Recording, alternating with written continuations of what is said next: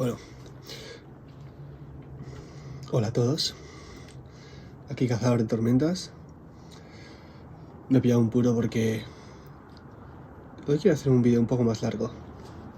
Quiero explorar más cosas. Tomarme el tiempo de explorar las ideas que están fluyendo a través de mí sin restricciones necesariamente y ver hacia dónde me lleva la conversación.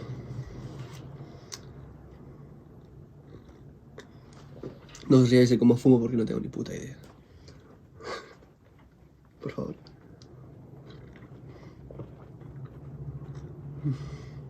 Bueno, me ha costado 4 euros. Bueno.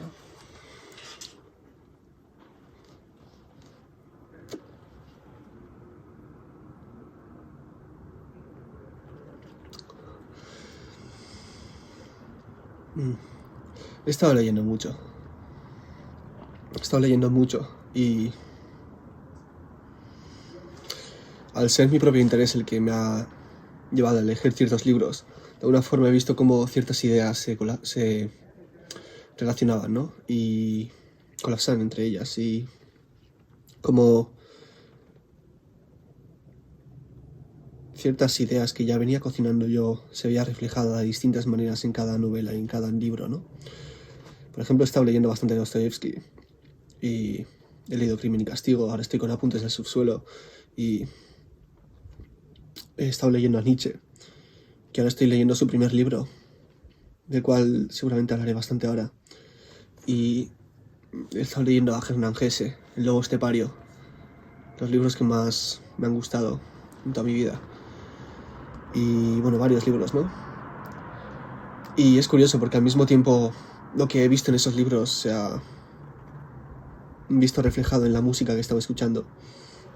Que era música que ya no conocía, o sea, que ya conocía, pero que no estaba viendo las profundidades que estoy viendo ahora a través de los libros, ¿no?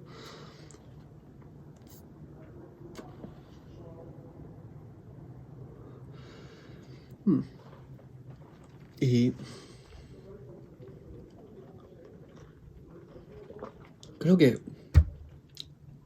para hacer una pequeña introducción, lo que quiero decir con todo esto, sí que quiero hablar de la relación de lo infinito y lo finito.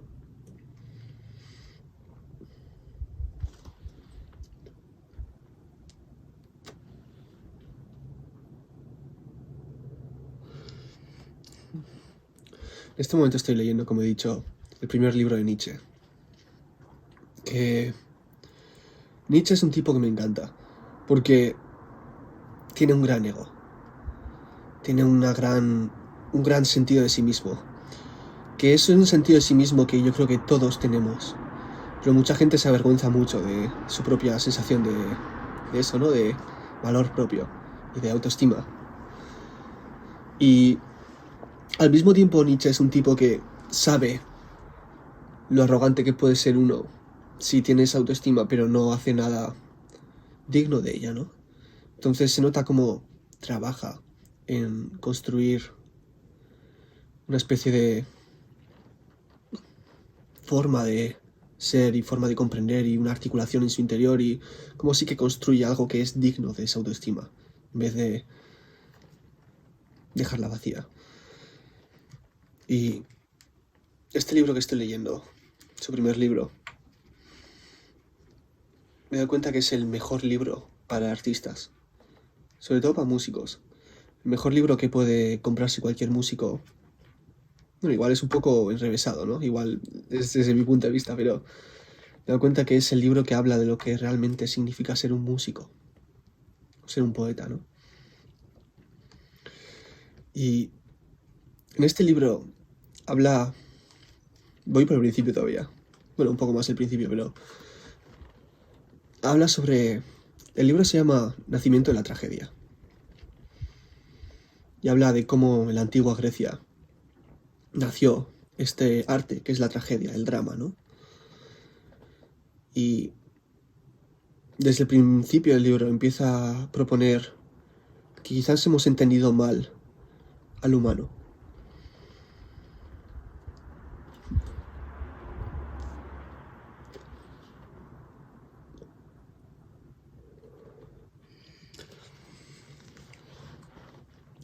propone algo así como...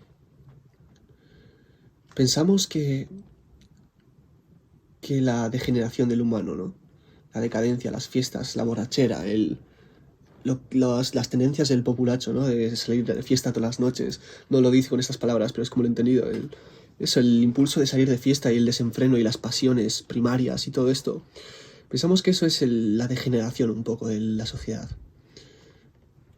Que cuando la gente se vuelve muy así, las sociedades degeneran, ¿no? Y en cierto sentido la gente degenerada actúa en esos lugares y tal, ¿no?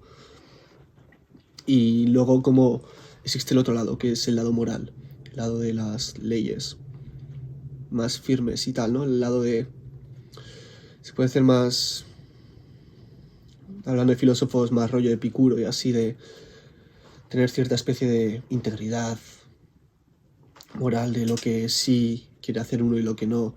Vivir un estilo de vida más basado en la moral, sin caer en esas degeneraciones. Y yo no digo que tenga razón o no, pero voy a exponer todas las ideas porque hay mucha riqueza en todo esto. Propone la pregunta de... ¿y si hemos entendido mal todo esto? ¿Y si realmente tal y como lo dice el aspecto dionisíaco? Dionisio era el dios de... Bueno, es el dios del vino. ¿Y si lo dionisíaco es signo de salud? Y lo apoliense, Apolo es el dios del sol, es signo de decadencia.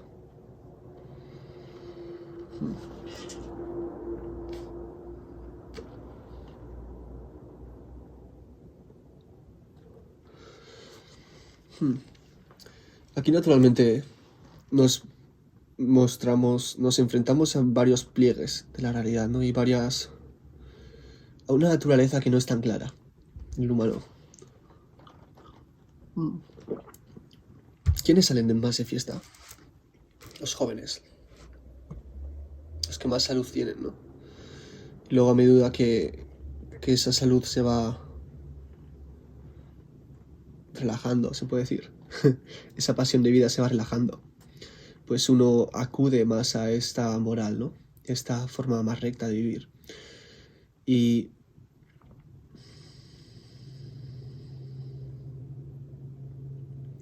llevo un tiempo estudiando, desde hace no mucho, pero sí que un tiempo, estudiando al dios Apolo, al dios del sol. Y hay algunas coincidencias bastante curiosas que quizás comento lo que me ha pasado en relación con esto de Apolo. Porque, no, ya que estoy lo voy a decir. Empecé a crear una especie de escuela. Porque a mí el sistema educativo no me funcionó realmente. Y nunca he sentido mucha afinidad al sistema educativo. Y estuve planteándome la pregunta de ¿cómo sería para mí un sistema educativo que sí funcionase? Y naturalmente no sé si he encontrado la respuesta, pero sí que he creado un modelo distinto de enseñanza. Porque pienso que, sin irme demasiado de las ramas, el sistema educativo es una de las partes más sagradas y uno de los ejes principales de nuestra sociedad. Las tuberías a través de las cuales pasa la sabiduría de generación a generación creo que están completamente corrompidas, ya que las personas que se encargan de ese trabajo tan sagrado son personas que lo hacen por empleo y que realmente no tienen una especie de... Parece que no tienen personalidad propia, que no son maestros, son otra cosa. Y creo que eso es creo que eso es una puta mierda, sinceramente. Creo que es un gran pecado y es de los mayores fallos que tiene nuestra sociedad ahora mismo. Creo que todo el sistema educativo habría que dejar que caiga por sí mismo porque ya está degenerado, ¿no? Y empezar a construir algo nuevo, más sano.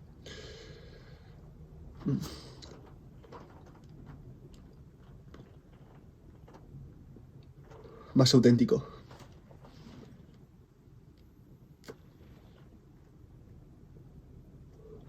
En lo cual los profesores sean verdaderamente maestros, tengan algo de verdad que enseñar, ¿no? no puede enseñar el que no se ha dedicado a aprender. De verdad, el que no tenga pasión por aprender. Sino simplemente es un eslabón más de un sistema que necesita personas para seguir funcionando. Y algo más que he aprendido sobre el sistema educativo y sus fallos es que el sistema educativo actual pone primero como principal la teoría, luego se rellena un poco de experiencia. Una vez tienes la teoría, ¿no? Lo que tienes que poner en el examen, puedes razonar un poco, no la experiencia, sino el razonamiento, perdón. Está la teoría y luego está el razonamiento, lo rellenas un poco pues piensa un poco por qué. Y luego ya pones un poquito de experiencia en el tema. Cuando la realidad del aprendizaje es al revés. Tú tienes experiencias, es de esas experiencias sacas razonamientos para intentar entenderlos y de ahí ya sacas la teoría, que es realmente solo es la guirnalda, es la cereza encima de la tarta, no es al revés. Y lo estamos haciendo al revés. Así que bueno. Dicho todo esto, sí que me interesé mucho, porque a mí me gusta mucho, como es lo que estoy haciendo aquí, ¿no? Enseñar. Y no exactamente enseñar, porque no sé si tengo algo que enseñar, pero sí compartir lo que sí que he aprendido y lo que aprendo. Y yo no creo que pueda enseñar realmente algo a alguien que no pueda encontrar en ningún otro lado, naturalmente, pero creo que el oficio o el proceso de aprender y luego compartir eso es algo sagrado, que de alguna forma estoy practicando, ¿no?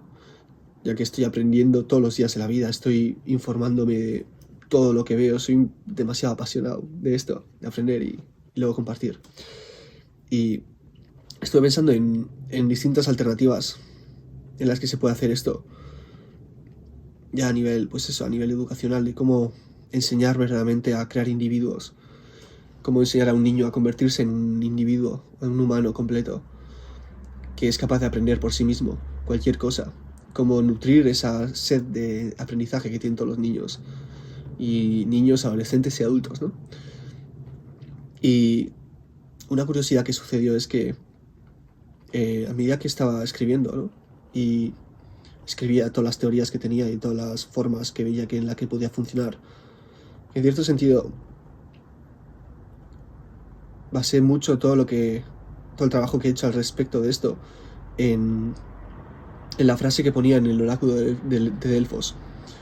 El oráculo de Delfos era el sitio donde los en la antigua Grecia iban a preguntar, ¿no? Era el lugar donde era un oráculo. Iban a preguntar, en plan, ¿qué va a pasar con esto? ¿Qué tal? No sé qué. Y lo que ponía en la entrada de ese lugar, donde la gente iba a buscar sabiduría, era conócete a ti mismo. Know thyself. Entonces, todo este trabajo que he estado haciendo lo basaba en eso, ¿no? En conocerte a ti mismo. Y varias veces titulé todo Escuela Solar, ¿no?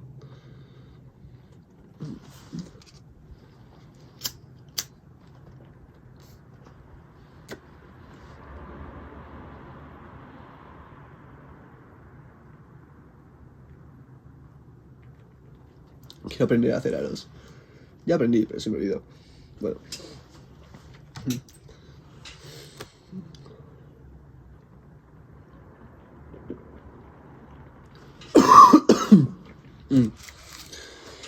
Y la razón por la que llamé a este proyecto, ¿no? O lo que sea, Escuela Solar, es porque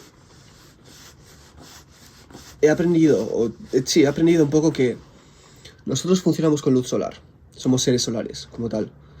Nuestro cuerpo funciona con luz solar. Los alimentos que consumimos nos dan energía solar. El fuego mismo, esto que ves aquí, es la luz del sol volviendo a ser fuego. Es decir, la energía que tiene el gas es energía solar. Es energía que las plantas que se han convertido en gas a través de presión tenían por haber convertido la luz del sol a través del fotosíntesis en nuevas moléculas. No voy a entrar en fotosíntesis esas movidas, ¿no? Pero las plantas al final tienen moléculas simples que de alguna forma son capaces de convertir en moléculas más complejas, capturando en cierto sentido la energía del sol. en ellas. Y es esa energía de la que nos alimentamos y la que funciona nuestro cuerpo. Y no solo nuestro cuerpo, sino que también nuestra conciencia, que también está encendida con esa luz solar. Y como dije en el vídeo de introducción a este canal, nuestra luz es luz. Porque este momento está siendo visto, porque estamos aquí. Si no, estaría en la oscuridad, no sería visto. De alguna forma, el hecho de que estemos interactuando en este momento hace posible que sea visible este momento. Sí que tenemos luz. Y es la luz de nuestra conciencia. Y esta luz es solar. Por lo tanto, somos criaturas solares, somos pequeñitos soles, ¿no? Entonces, el enseñar a los humanos, a los niños y adolescentes y adultos, ¿no? Cómo interactuar con esta fuerza solar que somos, tanto por el deporte como, como por el aprendizaje y todas las cosas, ¿no?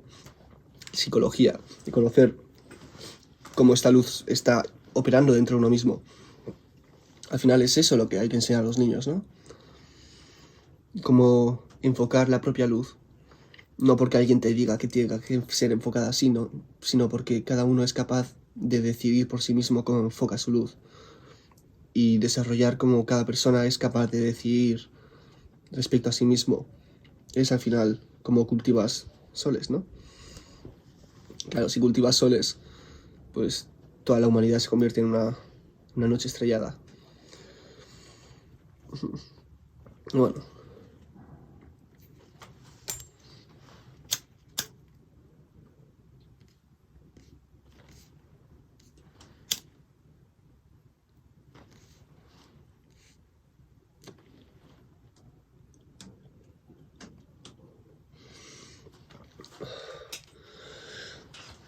Y algo curioso que sucedió es que a medida que estaba escribiendo todas las ideas que tenía sobre esto y hacia dónde podría estar dirigido y todo, algo que empezó a suceder es que empecé a ver de reojo, porque yo tengo se diría que estoy un poco despierto al sueño en el que estamos, ¿no? Carl Jung hablaba de cómo siempre estamos soñando. Es decir, cuando estamos dormidos soñamos, ¿no? Y esta marea de imágenes y de subconsciente hablando está predominando en nuestra conciencia. La cosa es que cuando estamos despiertos y cuando estamos interactuando con el mundo, este sueño sigue sucediendo, solo que está con el volumen bajado, ya que estamos más enfocados en el mundo físico y real. Pero ese sueño está ahí, y ese sueño es a través del cual sentimos y percibimos a las personas y tenemos conversaciones, y sí, en cierto sentido es a través de este sueño. Esta misma conversación es una forma de dirigir ese sueño que cada uno está teniendo, ¿no? Cada conversación sucede a través de ese sueño. Y yo, desde que empecé a explorar con psicodélicos y así, me sucedió algo parecido a lo que le sucedió a Carl Jung cuando estuvo explorando sus propios sueños. Y es decir, que empecé a ser muy consciente del sueño que estaba teniendo todo el rato.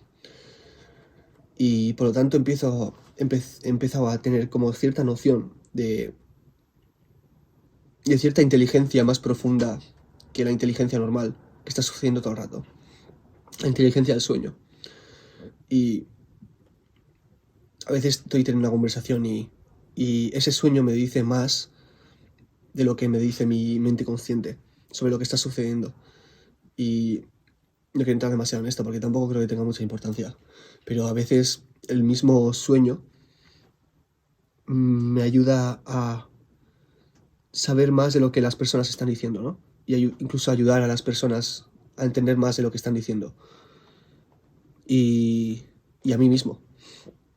Y algo que sucedió es que cuando empecé a trabajar en esto, empecé a ver a través de este sueño, por así decirlo, que lo que estaba realmente escribiendo era una especie de escuela de Apolo. Bien, yo no sé quién es Apolo. Bueno, en ese momento no sabía quién era Apolo. Sabía que era el dios del sol griego, pero no había investigado sobre él, ¿no? Y ni siquiera sabía que era el dios del oráculo de Delfos. Eso lo he descubierto estos días. Y pues eso, estaba escribiendo y de repente como mi subconsciente, en vez de ver escuela solar, veía escuela de Apolo. Y bueno,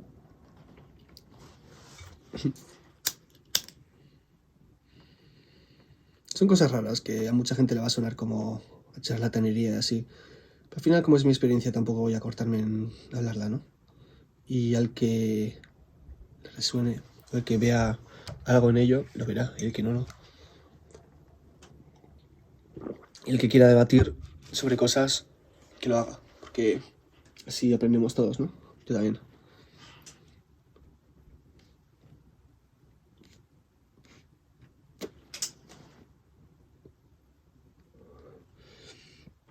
Bueno, pues esta búsqueda, después de que empezase a suceder eso, de empezar a percibir como la conciencia de Apolo estaba apareciendo un poco en mi vida, empezaba a investigar sobre Apolo y al mismo tiempo he estado leyendo mucho a Nietzsche.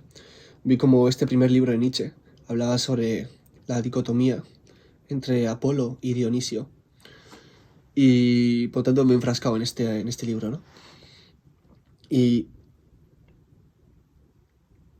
lo que he aprendido de Apolo y de todo esto, ¿no? Es un poco de lo que quiero hablar ahora, en este vídeo, aunque me haya ido por la otra rama, ¿no?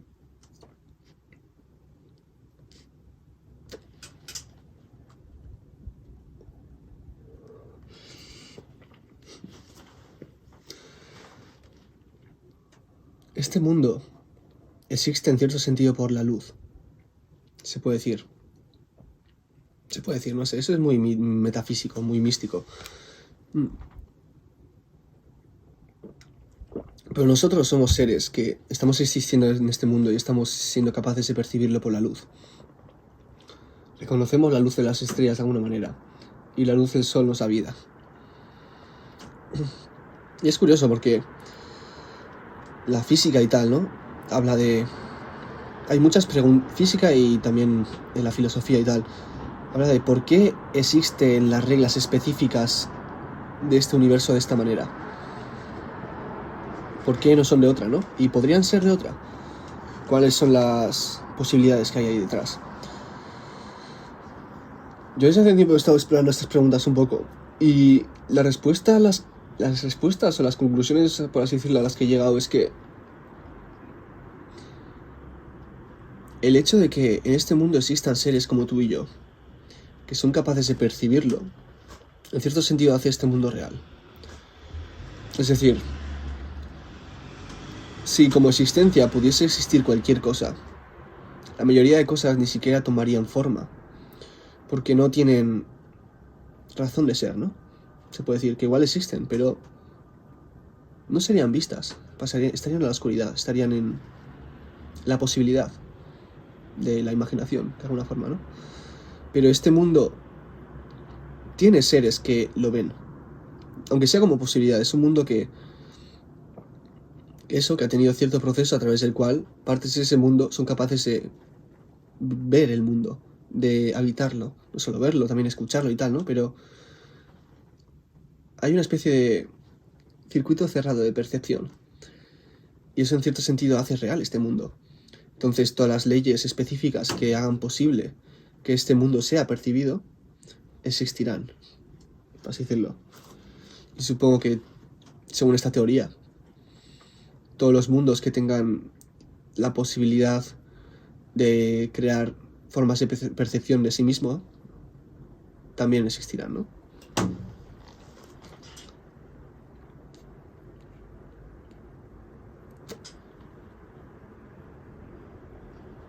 Se puede decir en ese sentido que somos los ojos de Dios, los ojos del cosmos. Somos la parte consciente. Y en este libro que he estado leyendo sobre Apolo y Dionisio, se explora cómo la antigua Grecia estaban estas dos corrientes, que era el desenfreno dionisíaco, la fiesta, el vino, los placeres, el desenfreno, ¿sabes? La pasión y todo esto. Los poetas que hablaban desde el sufrimiento, pero el sufrimiento del que tiene varios amantes. Y al mismo tiempo esta otra corriente que era apoliense, que tenía más que ver con la mesura, el orden, la apariencia, lo que es bueno hacia los ojos, ¿no? Lo que entra fácil a los ojos, no tanto una orgía. Bueno, a la gente a la que entre bien, pero... Y cómo en cierto sentido las dos se alimentaban entre ellas, porque cuanto más fuerte se volvía el desenfreno, más rígido se volvía el orden. Cuanto más rígido se volvía el orden, más fuerte se volvía el desenfreno, para intentar escapar entre ellos, ¿no? En este libro habla como, en el fondo, estas dos corrientes son interdependientes, y de alguna forma Apolo necesita a Dionisio para manifestarse. Y en cierto sentido, toda la apariencia, todo arte bonito, en cierto sentido descansa sobre el sufrimiento de este mundo. Y creo que es un hecho que en este mundo hay sufrimiento y hay dolor. Y muchas veces intentamos apartar la mirada de esas cosas y encerrarnos en lo que sí nos gusta. Pero esa especie de orden es seco, no tiene vida. Y en cierto sentido toma sentido solo a través de ese sufrimiento que le da una razón para encerrarse, ¿no? De alguna forma esas dos corrientes son interdependientes, tanto lo obsceno como lo recto.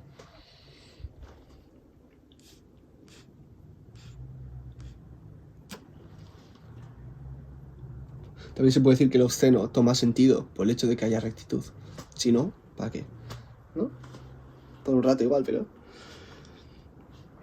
Y Nietzsche es muy valiente en esto, porque habla de cómo esto es, en cierto sentido, la estructura de la realidad misma. No es solo algo tan humano, sino que de alguna forma el cosmos mismo está estructurado de forma en la que promueve esta dicotomía, esta diferenciación entre estas dos fuerzas. La fuerza de la noche y la fuerza del día, se puede decir.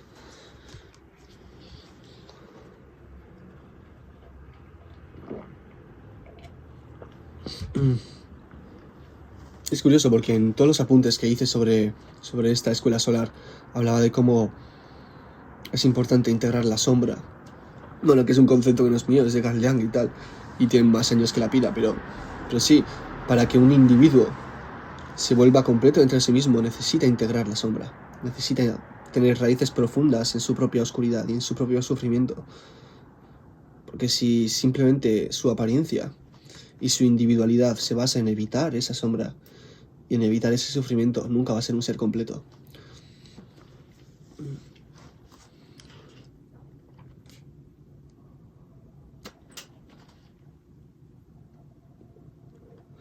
Esto me lleva a la frase que he usado un poco para darle nombre a esta conversación. Aunque me he ido mucho por las ramas, pero bueno, a ver cómo tendré que ver, a ver si tiene sentido.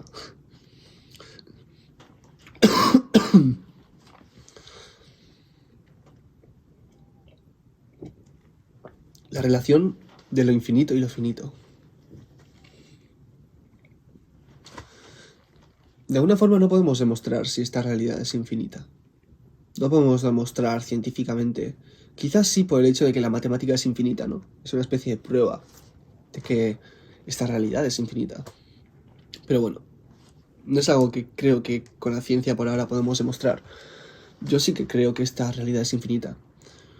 Que hay algo infinito en todo lo que existe. Y al mismo tiempo, todo lo que existe tiene algo finito en ello. Es decir, cada forma es solo parte de lo que es lo infinito.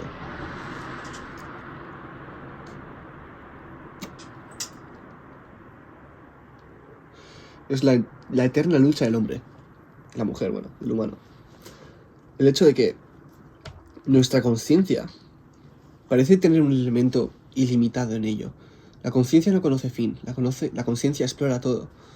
Y actúa casi como luz, ¿no? En el sentido de que no se para ante la oscuridad, sino que sigue.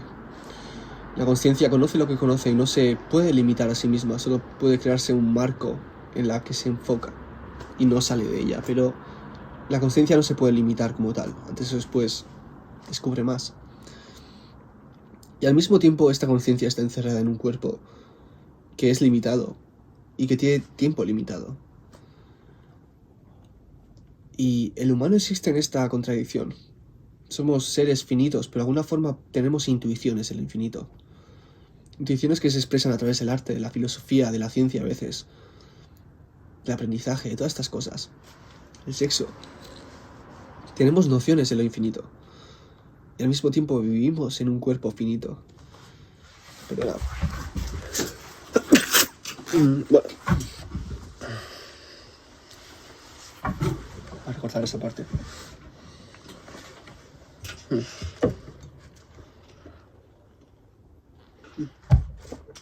Bueno, como decía,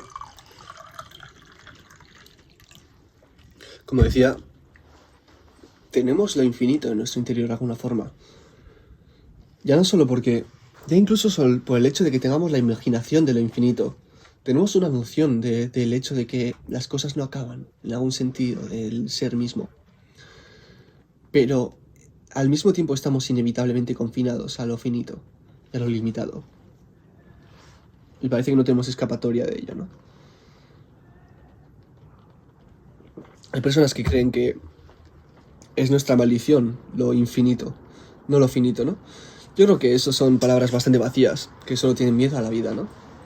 Que lo infinito es lo malo, que lo finito es lo malo. Yo creo que es el baile eterno que le da tanto sentido a esto que está pasando ahora. Miramos al cielo y no... Realmente nuestros ojos se posan en algo que no acaba. Pero posamos nuestros ojos en eso, de alguna forma. Y es raro porque, por ejemplo, si miramos a un objeto, podemos pensar que estamos mirando algo finito, ¿no? Pero, ¿cómo de grande es esto hacia adentro? Porque esto está hecho de billones de átomos. Y realmente esos átomos están hechos de partículas más pequeñas que los científicos no han llegado a encontrar una especie de final en la estructura de la realidad, la estructura de partículas que conforma esta realidad. Parece que solo hay espacio y ciertas vibraciones o partículas que son partículas y vibraciones al mismo tiempo que actúan en campos de fuerza, que siempre se componen de más y más campos de fuerza más pequeños, y parece que no hay límite a ello. Y incluso la forma tiene algo infinito en ello. Al mismo tiempo se integra dentro de esa forma, que es finita en comparación al resto de cosas.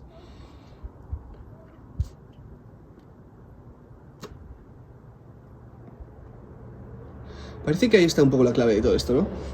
El hecho de que las cosas que son finitas, los límites, solo son límites porque están relacionados con otras cosas.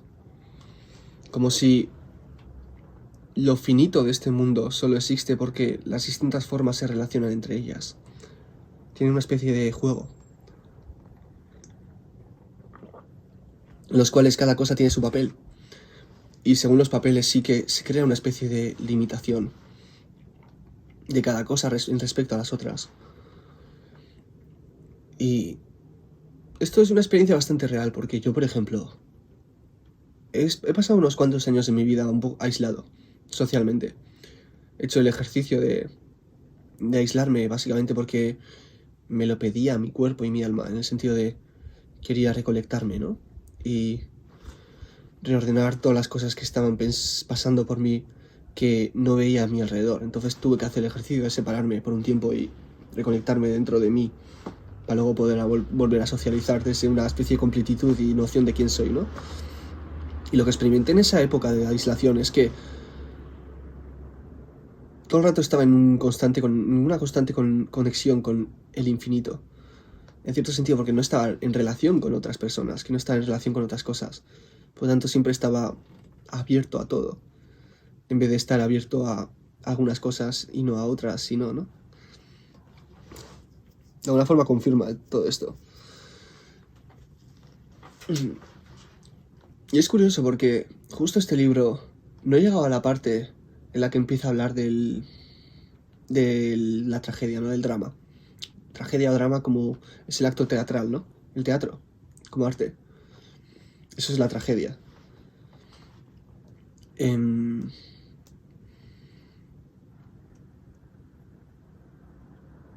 teatro y la tragedia y todo esto, el drama, es básicamente poner a un montón de personas a actuar y a relacionarse entre ellas bajo un guión, ¿no? Es decir, cuando las personas se relacionan entre ellas, es cuando surge la expresión de cómo lo ilimitado se vuelve limitado y cómo ese límite se expresa.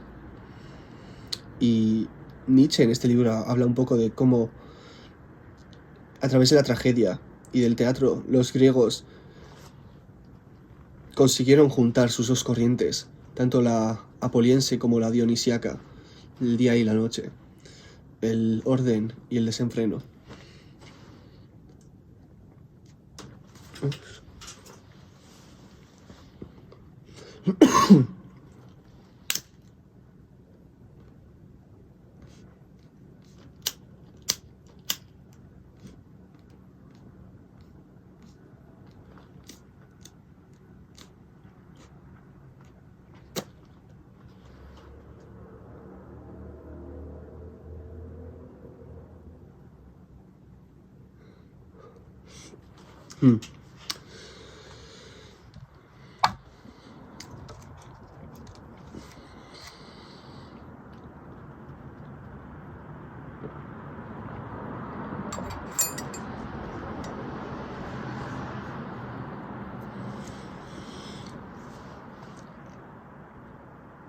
Como he dicho al principio, uno de los libros que más me ha captado la atención en esta época es El lobo estepario. Voy a intentar no hacer spoilers del libro, pero al mismo tiempo quiero exponer ciertas cosas que he aprendido de él. Este libro es la historia, es parte de la historia de un hombre. Se llama Harry Heller, creo. Harry Heller. Que se llama a sí mismo el lobo estepario. Porque este tipo nació en una familia burguesa, con reglas estrictas y tal, ¿no? Aprendió un montón de arte y tal, no sé qué, y se convirtió en una especie de sabiondo del arte y de la música y de la literatura y de todos estos temas. Y de alguna forma esa infancia le dejó muchas heridas, ya que él a sí mismo se llamaba el lobo estepario porque veía como dentro de sí había un lobo que no era capaz de dominar. Una especie de parte animal en la que estaban todos sus instintos básicos que le dominaban. Y hizo que perdiese su matrimonio y su familia. Y que dejase, creo que su trabajo y así, casi por que dejase su trabajo y un montón de relaciones por básicamente asco y odio a todo ese mundo tan reglado y tan absurdo y hipócrita. Algo que decía este personaje era, por ejemplo, hay una parte donde ve un cuadro de un poeta famoso, y veía como en el cuadro el poeta parecía como que estaba sonriendo y feliz, y se enfadaba un montón porque decía, este tipo conoce el verdadero sufrimiento y la verdadera desesperación de estar vivo y de la muerte y todo y de la experiencia limitada de este mundo, y esta gente burguesa tan cómoda en este lugar ha puesto una representación de este tipo que no tiene nada que ver con él, y vio como esa gente realmente nunca lo iba a entender a él como persona, y básicamente destrozó un poco la cena, ¿no? Y en la novela explora sus dos lados y cómo luchan, a veces se entienden y tal, ¿no? Y es curioso porque gran parte de la novela está luchando con su instinto animal, pero al mismo tiempo está luchando todo el rato con el hecho de que es un gran amante de la música. Y la música, la mejor música de todas, según él, Mozart y todo esto, ¿no? Y como escucha de repente en un concierto ciertas notas que lo llevan al plano celestial, al plano del orden, al plano de lo infinito. Y ahí de repente entiende por qué todo, ¿no? Y recuerda por qué hacía lo que hacía y qué era lo que lo seguía llevando por la vida. Y al mismo tiempo ese fino hilo de coherencia y de significado se va perdiendo a medida que pasa el tiempo y intenta agarrarse a eso, pero al mismo tiempo sucumbe al desenfreno y sucumbe a su propio caos y a su lado animal y nunca puede reconciliar esos dos lados. Y al final de la novela hay una conversación que tiene en sueños con Mozart. Y otra característica de este tipo es que odia el jazz.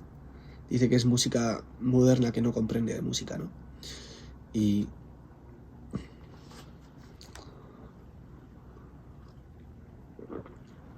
por lo tanto, como odia el jazz, odia los gramófonos, que es los aparatos donde se pone el jazz, ¿no?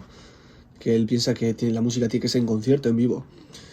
Y en este sueño está hablando con Mozart y está escuchando música a través de un gramófono y le dice a Mozart: ¿cómo puedes soportar que pongan tu música en este instrumento del diablo?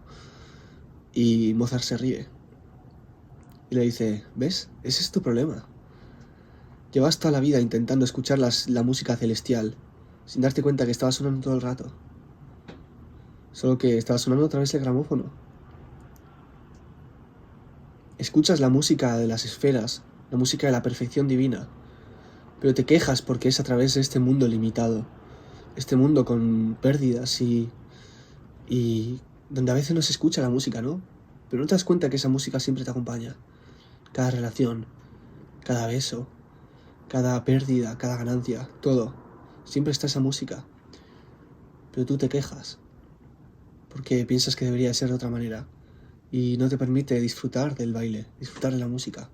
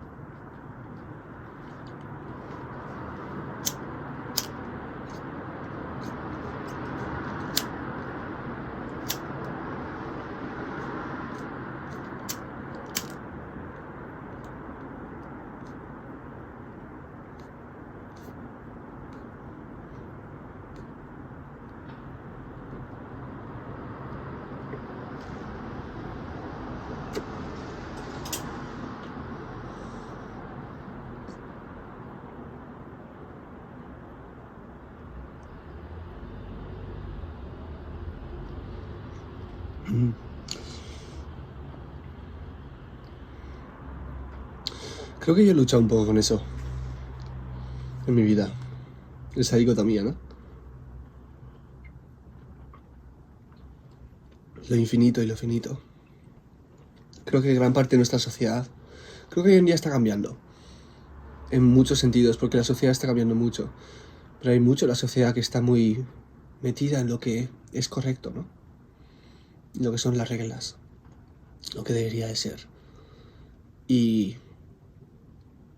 eso no permite escuchar lo que está sucediendo, cuál es la armonía que está detrás. Por lo tanto, no nos permite actuar en consecuencia de la realidad. En vez de eso, actuamos muchas veces en consecuencia de una especie de verdad moral que tenemos en la mente, que es más bien inculcada por miedos a aspectos más feos de la vida, ¿no? Aspectos que luego exploramos cuando salimos de fiesta, porque son humanos, son parte de nosotros.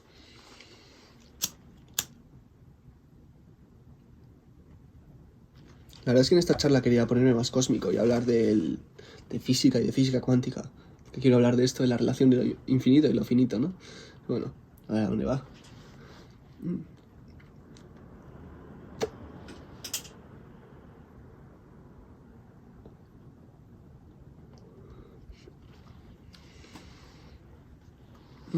Bueno, la física cuántica es un gran ejemplo de todo esto.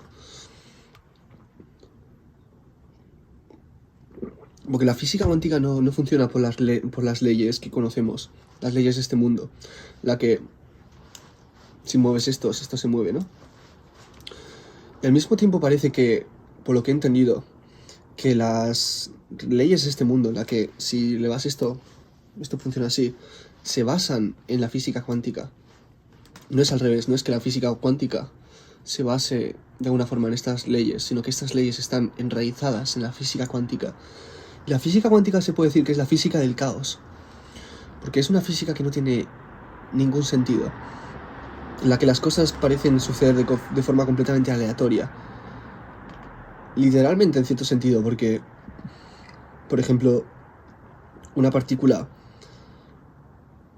no solo está en un lugar, sino que puede estar en varios al mismo tiempo. Y no solo eso, sino que puede estar yendo a distintas velocidades al mismo tiempo.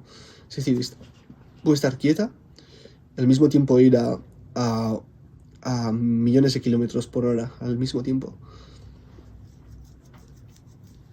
Caos. ¿Cómo puede ir una misma partícula a velocidades tan distintas al mismo tiempo? ¿Qué es esa partícula entonces, no? Hay algo de abstracto en cómo funciona la estructura de esta realidad en sus bases. Y al mismo tiempo, este mundo que habitamos parece tan ordenado y tan predecible a algunos niveles, ¿no?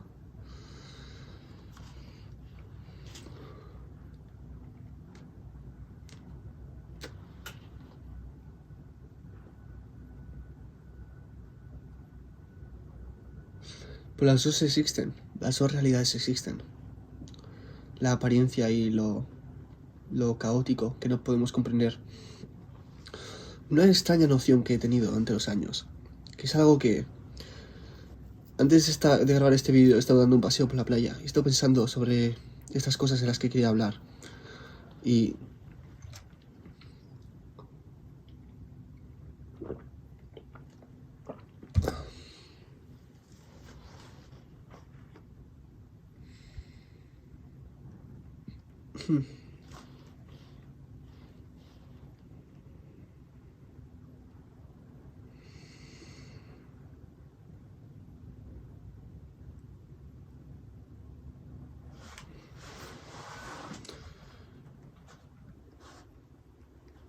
la verdad es que creo que las cosas más profundas que sé, creo que esto se aplica a todos los humanos, no solo mío, ¿no?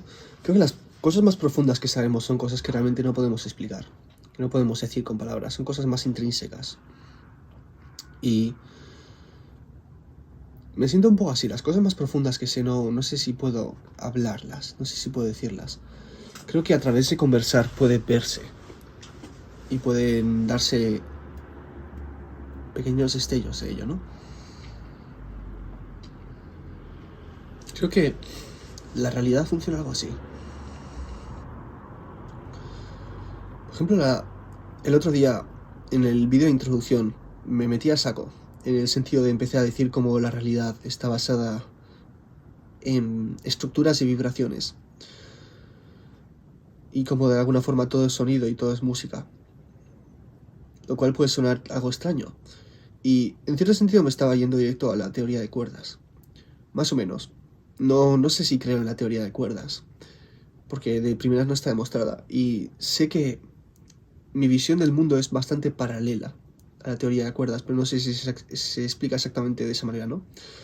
La teoría de cuerdas es la teoría con la que los científicos han intentado unir las leyes de este mundo, donde vivimos, el mundo de lo grande, ¿no? Por así decirlo. El mundo donde si haces esto, pues sucede esto. Y el mundo de lo pequeño, donde, pues eso, las partículas no hacen esto, sino que hacen cosas mucho más locas y están en varios sitios al mismo tiempo y tal. Matemáticamente no han conseguido equilibrar esas dos esas dos dinámicas que suceden en el mundo.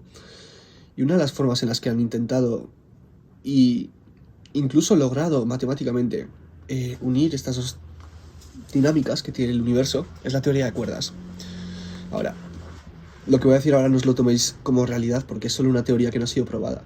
Como he dicho, yo realmente no creo en esta teoría, solo que creo que puede ser paralelo a cómo sea la realidad, puede tener que ver.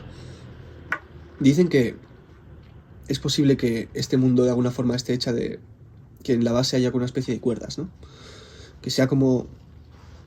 Porque las partículas son partículas, es decir, son bolitas, por así decirlo, al mismo tiempo que son ondas, olas, vibraciones.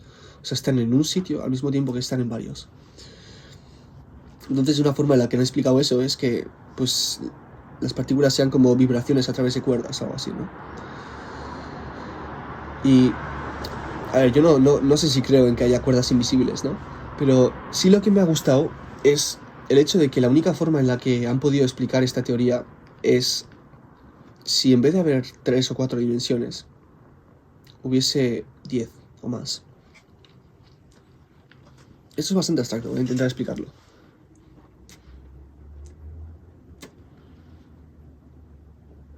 Este mundo en el que vivimos es tridimensional, es decir, se mueve así, ¿no? Hacia adelante, hacia atrás, ¿no? Se mueve así, para un lado, para otro, y se mueve así, para arriba, para abajo.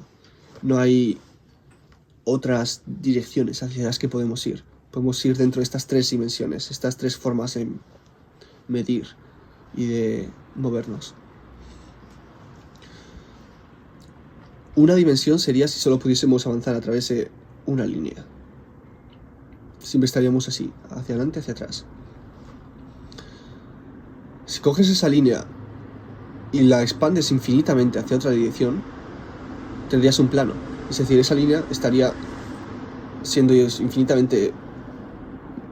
tendría una posibilidad infinita hacia otra dirección. Por lo tanto, no solo podríamos movernos así, sino que podríamos movernos a través de ese plano. Si coges ese plano y lo expandes infinitamente hacia otra dirección, tendríamos pues un espacio tridimensional donde movernos. Ese es el mundo donde vivimos, aunque tenemos tiempo también.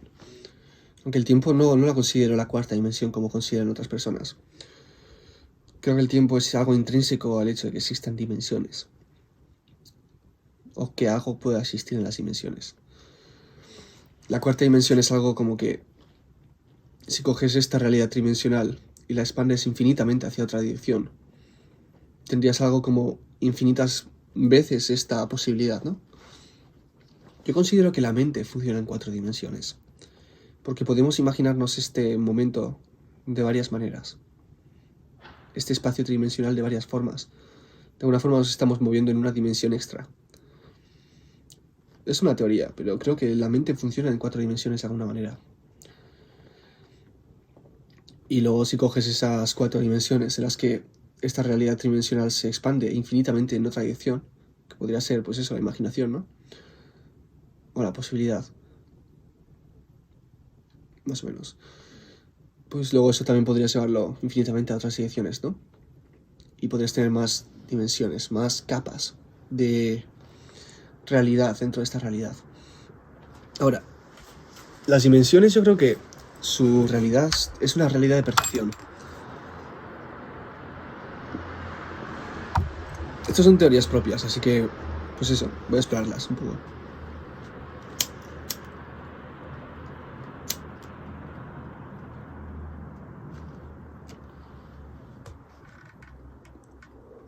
No creo que pueda existir algo en una dimensión sin que existan más dimensiones. Por ejemplo, si tú ves en el mar, en el horizonte, un barco moviéndose, ese barco se está moviendo en una dimensión, parece. Pero si tú te acercas, vas a ver que la realidad de ese barco es que se está moviendo en un plano bidimensional y luego tridimensional, ¿no? Creo que la realidad de las dimensiones tiene que ver con eso, con la percepción. En un podcast que vi el otro día de, creo que eran Javier Santolaya y un filósofo del cual no me acuerdo el nombre. Bueno, era el podcast de Wild Project, de Jordi Wild. Y estaban hablando sobre esto de las dimensiones. Y hablaban de cómo, pues eso, tú si ves una hormiga moverse a través de una línea, pues parece que está en una dimensión moviéndose. Pero que igual esa hormiga está moviéndose a través de pues, un tubo que luego pues, se mete para ahí, ¿no? Y de repente parece que ha desaparecido. Pero no es que se ha escondido en otra dimensión. Hay una dimensión que no ves. Pues esta teoría de cuerdas, que es capaz de matemáticamente unir el panorama cuántico con el panorama de este mundo clásico, por así decirlo, se podría explicar así, ¿no? Con que hay varias dimensiones que no somos capaces de percibir. Con que, por así decirlo, estamos percibiendo este mundo en 3 dimensiones, pero que en el fondo hay muchas más dimensiones que no somos capaces de percibir, porque no las necesitamos para sobrevivir. Porque el mundo donde hemos crecido y nacido, el mundo a través del cual tenemos este cuerpo que es capaz de moverse a través de este mundo y vivir, pues funciona en 3 dimensiones, no necesita el resto. Pero eso no significa que no existan, ¿no? Yo descubrí a Dios, por así decirlo, a través de teorizar con estas cosas. Allá en el 2018, creo, cuando empecé a explorar con psicodélicos, tuve una noción muy, muy grande de que en este mundo están sucediendo más cosas de las que vemos. Claro, estaba alucinando, ¿no? Entonces estaban viendo más cosas de las que había. Pero tuve una sensación de que eso que estaba viendo estaba sucediendo todo el rato. Solo que en ese momento simplemente era capaz de percibirlo, de captarlo. Era un poco el sueño del que estaba hablando antes, ¿no? El sueño que tenemos todo el rato. Esta extraña noción, que no soy capaz de comprobarla y una mente muy científica me tomará por loco, pero una mente más espiritual sabrá de lo que hablo.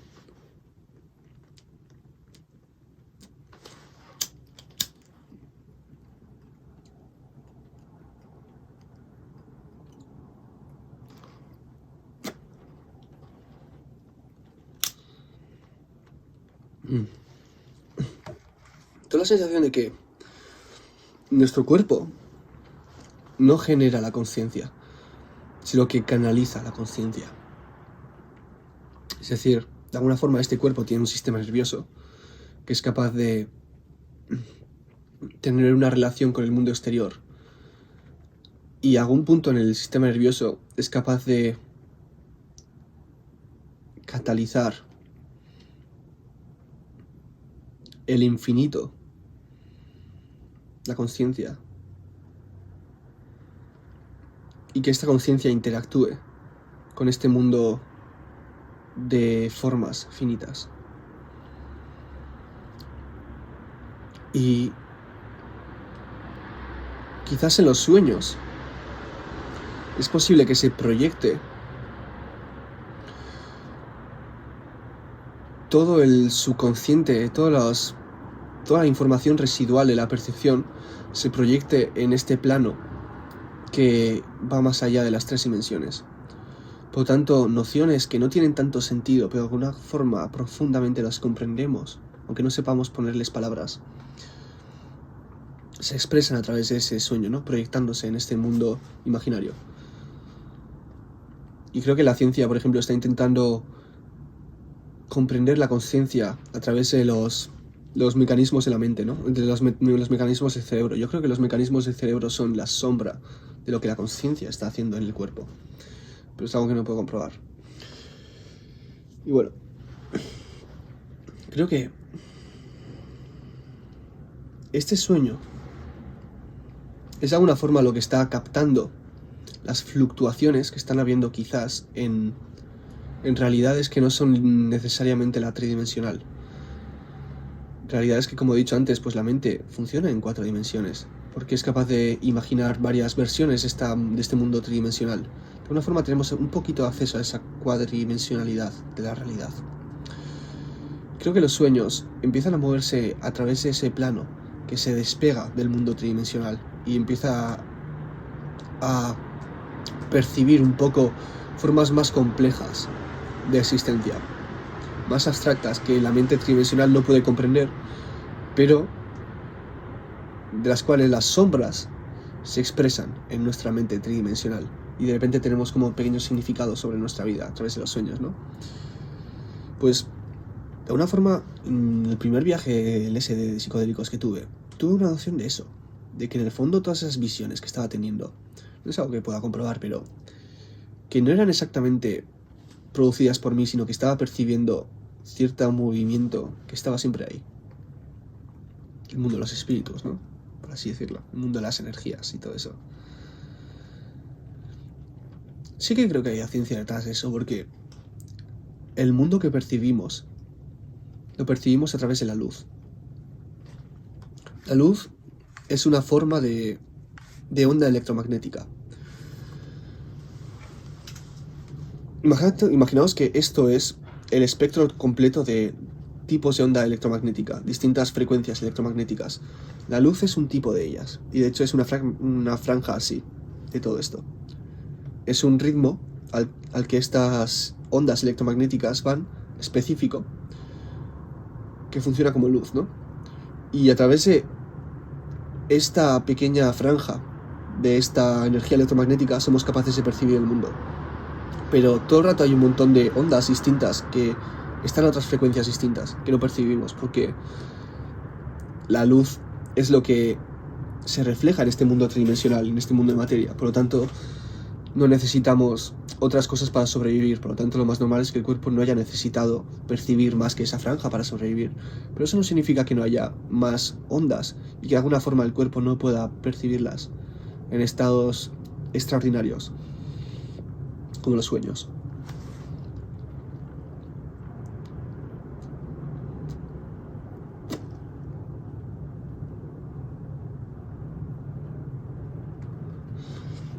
Y creo que aquí entramos en un terreno pantanoso, porque quiero empezar a hablar del tiempo, de cuál es la realidad del tiempo.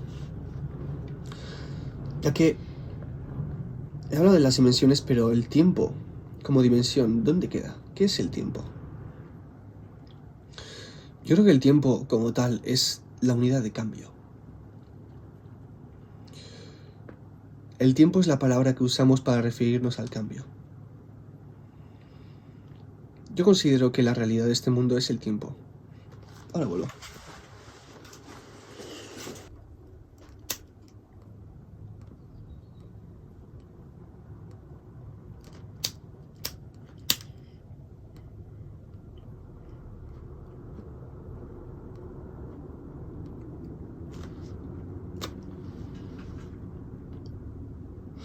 Bueno, si has llegado tan lejos en el vídeo, te doy un aplauso, la verdad. O sea, bueno, como he dicho ahora, creo que voy a cortar esa parte, pero lo voy a decir de nuevo. Creo que, no sé si estas cosas de las que hablo son útiles de alguna forma para la vida. Creo que simplemente es una forma de abrirnos a partes más profundas de nosotros mismos y del mundo. Partes más profundas de cómo uno y el mundo están conectados, ¿no? Partes que están ahí, que quizás a veces percibimos y que hablarlas puede dar un poco de claridad a ciertas incógnitas en la mente que quizás no necesitan ser respondidas, pero no veo por qué mantenerlas ocultas, ¿no?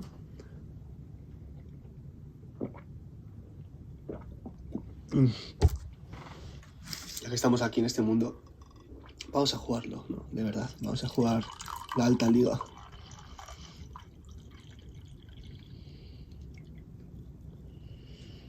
Bueno, pues para mí la realidad de este mundo tiene que ver con el tiempo, de alguna forma. El hecho de que este mundo exista es porque el tiempo existe. Y el tiempo no es más que cambio. El tiempo es la palabra que usamos para referirnos al cambio. Pasa el tiempo, pasa el cambio. Creo que eso es real hasta la base estructural de esta realidad, de alguna forma. Como que, de alguna manera, el hecho de que las partículas tengan una vibración, ¿no? Una frecuencia, no es más que una señal de tiempo, una señal de cambio. Esto cambia a este ritmo. Esta otra cosa cambia a este ritmo. Esta otra cosa cambia a este ritmo. Cada cosa tiene su unidad de cambio, su unidad de tiempo. Según cómo vibra cada partícula, pues su relación con el resto va a ser esa específicamente.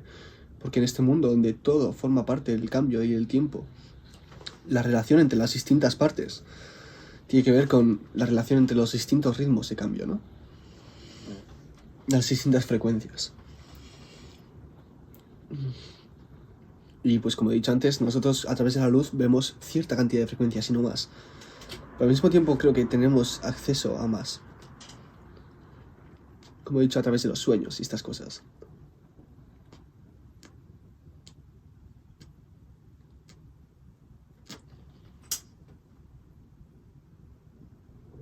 Y de alguna forma, aunque nuestro cuerpo viva en este mundo tridimensional, en el que el cambio va a un ritmo, nuestro mundo interno tiene ritmos distintos. Recordamos cosas de la infancia como si hubiesen sucedido hoy. Y de alguna forma esa realidad está presente en nuestro mundo hoy. Es decir, de alguna forma el tiempo no ha pasado para esos recuerdos, aunque sí haya pasado, ¿no? Y haya mezclado un poco las cosas y tal. De alguna forma son los ritmos internos los que han hecho eso. Y es el cambio interno y el ritmo interno, el tiempo interno. Y creo que los ritmos internos tienen acceso a realidades más profundas que lo que tenemos fuera.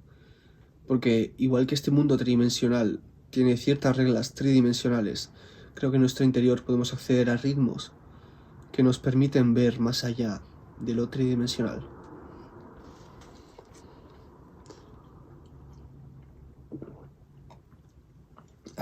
Ese mundo al que podemos acceder a través de los sueños.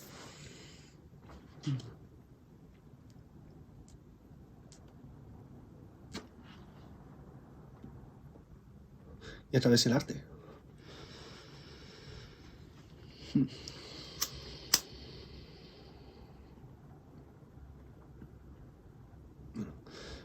La teoría que tuve en esta época, después de tomar el LSD por primera vez, empecé a pensar en esto de las dimensiones, ¿no?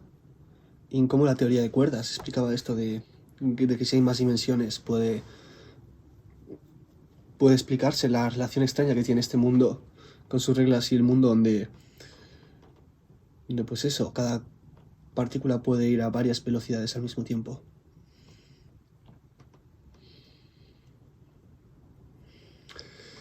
Y empecé a pensar, ¿y si no hay límite a las dimensiones que hay? No hay límite a los pliegues que pueden haber en esta realidad. No sé si eso es verdad o no, es un pensamiento que me llegó.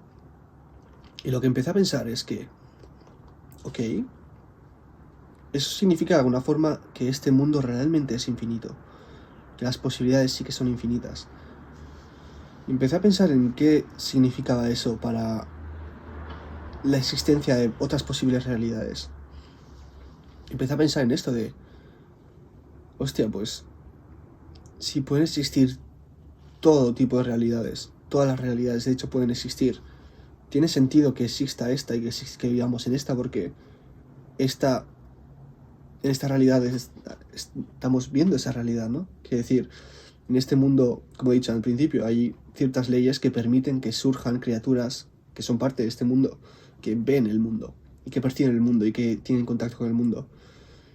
Pero de alguna forma, nuestra propia conciencia quizás no deja de ser eso infinito, que tiene acceso a todas las dimensiones. Y que, pues, como seres que han nacido en este mundo, como el ser este mundo el que ha capacitado esa conexión de la conciencia con la posibilidad de la forma, pues la mayoría de nuestra imaginación está asociada con este mundo. De alguna forma nuestra imaginación se puede despegar de este mundo y puede volar más allá. Y puede acceder a otros planos y otras existencias, otros tiempos, otros ritmos, otras cosas. Y empecé a pensar en que, pues, esa realidad infinita es lo que la gente llama Dios, ¿no? Aquello que es mucho más grande que este mundo, que de alguna forma tiene semilla en nosotros.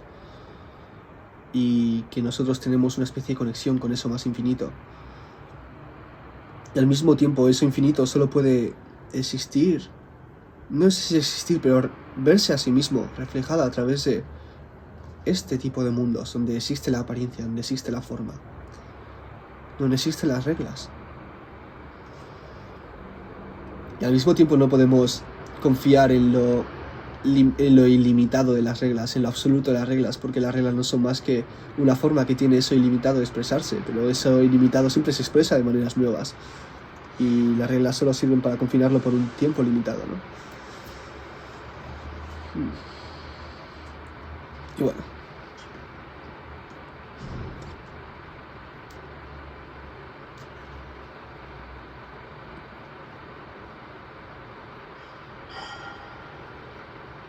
De alguna forma, esta semilla divina de lo infinito está sumergida en este mundo con tiempo, en este mundo con ritmos que permite que se exprese de maneras distintas. Lo cual, según por ejemplo para los budistas, era la cárcel, ¿no? La cárcel del samsara, la rueda a la que hay que escapar. Yo creo que eso es absurdo, es más como un juego, ¿no? Es un baile, es un teatro.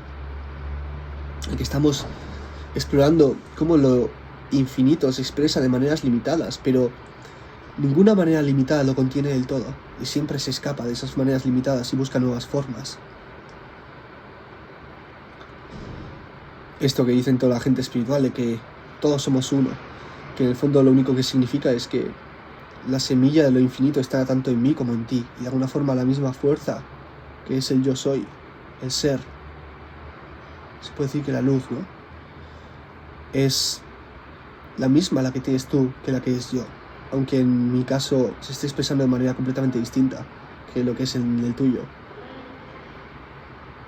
Pero es el mismo infinito. Lo que nos une, no desde fuera, sino desde dentro. Que nos hace personas, ¿no? Esta cosa extraña que es capaz de pensar y de imaginar y de explorar y de ser consciente y de aprender, de desaprender, de agarrar cosas y de soltarlas luego, de olvidarlas y volver a aprender de formas nuevas y distintas y recuperarlas de formas en las que no se la imaginaba y dar estas vueltas alrededor de la existencia que parece muy real, pero quizás no es más que la imaginación de un Dios que somos nosotros, que está imaginándose a través de nosotros, que nos estamos imaginando a través de nosotros. Esta experiencia que a veces tememos y odiamos porque hay dolor y sufrimiento también como parte de ella, ¿no? Pero claro, si vas a explorar realmente lo que es el infinito, no vas a quedarte solo en algunas partes de ello, sino que vas a explorar todas. Y si va a existir una forma placentera de existir, también va a existir la contraria, naturalmente. Y el existir va a significar ambas. Y cada vez que tengamos una, vamos a enfrentarnos a su opuesto. Y no hay escapatoria de ello. Puede dar miedo, para mí es increíble.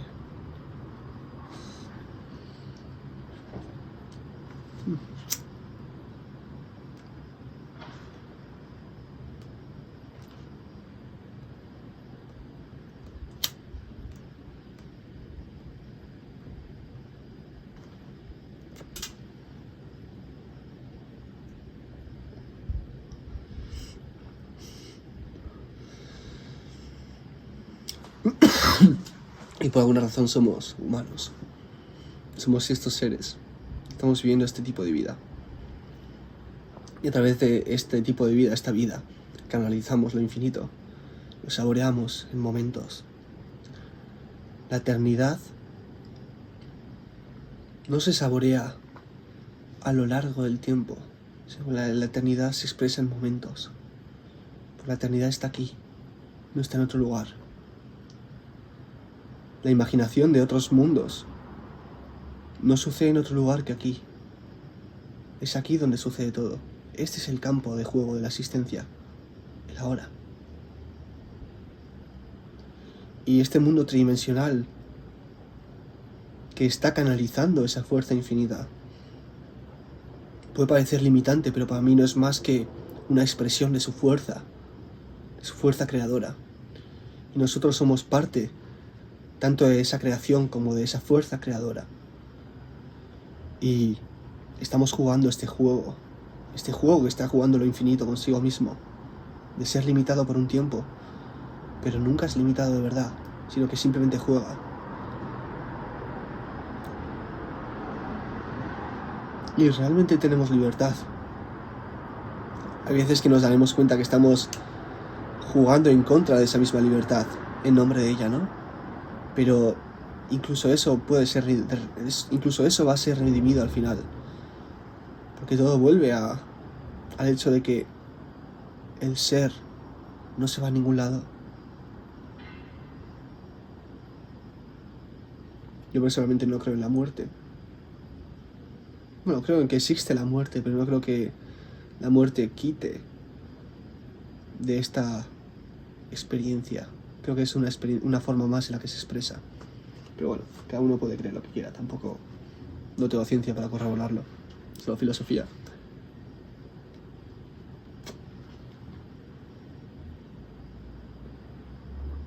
Tampoco es necesario creer o no creer en la muerte. Cada uno tiene su forma de explorar este mundo, ¿no?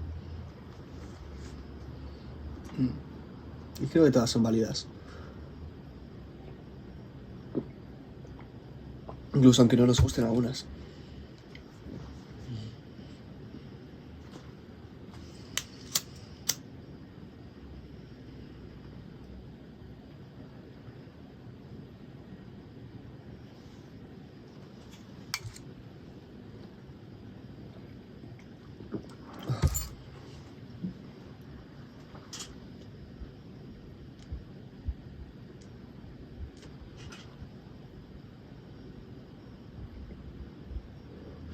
Voy a tomarme este momento. Creo que voy a acabar el vídeo ahora, ¿no? Igual paso media hora más hablando, quién sabe. Voy a tomarme este momento para recapacitar un poco sobre todo esto. Y soltar una especie de plegaria a esto infinito. Que se está expresando a través de mí, a través de ti. En este momento que estamos compartiendo. Puedes aportar tu parte a la plegaria, ¿no? Y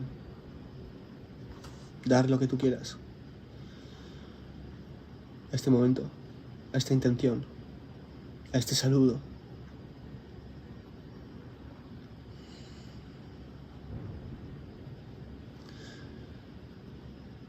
Yo rezo un poco por esta conexión, por recordar que nunca se ha ido esta conexión con lo divino, con lo infinito. Aunque este mundo limitado a veces nos haga creer sus propias limitaciones. Una plegaria a recordar que sí, las limitaciones de este mundo están aquí y son bellas, son parte del juego. Recordar eso también, recordar lo divino que tiene este mundo de formas que siempre bailan, cada una a su ritmo, cada una a su forma. Rezo porque cada individuo encuentre su propia forma de jugar este juego, alineándose con su propia forma de ser. Que encontremos un poco paz.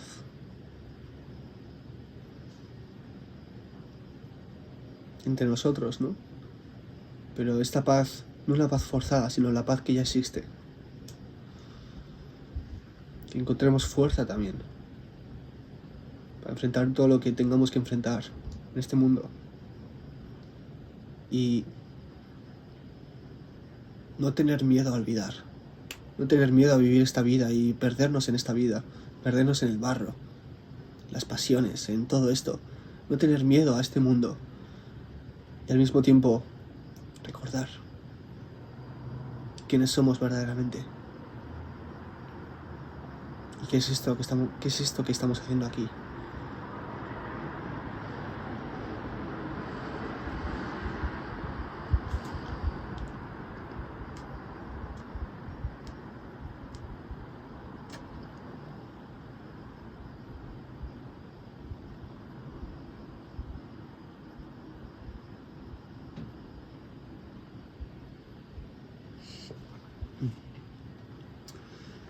Supongo que es suficiente filosofía por hoy.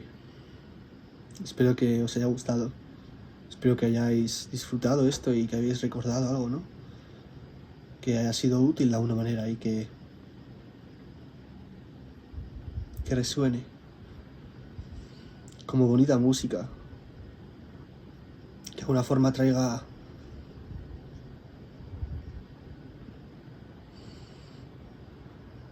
esa resonancia al corazón.